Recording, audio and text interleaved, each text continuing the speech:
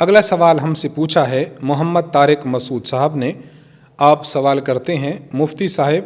کیا یہ حدیث صحیح ہے کہ ایک عورت 4 مردوں کو جہنم میں لے کر جائے گی، اپنے باپ کو، اپنے بھائی کو، اپنے شوہر کو اور اپنے بیٹے کو؟ لوگ اکثر یہ بات بتاتے ہیں کہ ایک عورت 4 مردوں کو جہنم میں لے کر جائے گی. تحقیقی جواب دے کر ممنون فرمائیں، جزاکم اللہ خیرہ.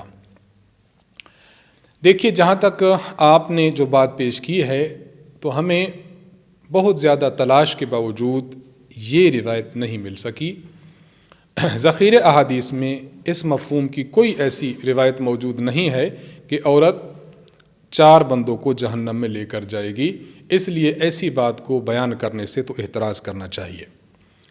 باقی اگر کوئی عورت کسی شخص کی کفالت میں ہے اور اس عورت کے کام کاج کی، اس کے افعال کی باز پرس اور ذمہ داری اس کے والد پر ہو، خامند پر ہو، اولاد پر ہو یا بھائی پر ہو، اگر عورت کوئی غلط اقدام اٹھاتی ہے اور یہ چاروں لوگ اس کو روکنے پر جو ہے وہ طاقت رکھتے ہیں، طاقت رکھنے کے باوجود اس عورت کو نہیں روکتے، تو ظاہری بات ہے کہ پھر ان سے سوال ہوگا. اور خود حدیث مبارک میں موجود ہے، صحیح مسلم حدیث نمبر 1892 میں اللہ کے نبی صلی اللہ علیہ وسلم ارشاد فرماتے ہیں کلکم راع وکلکم مسئول عن رعیتہ، کہ تم میں سے ہر شخص رائی ہے. رائی کا معنی نگہبان ہے، رائی کا معنی ذمہ دار ہے. ملک کا سربراہ یہ ملک کا ذمہ دار ہے، ایک ادارے کا سربراہ اس ادارے کا ذمہ دار ہے، گھرانے کا سربراہ اس گھرانے کا ذمہ دار ہے. تو جس شخص کے ذمہ اس کے جو ہے وہ حدود کی ذمہ داری بنتی ہے، تو اگر ان حدود میں یہ اپنے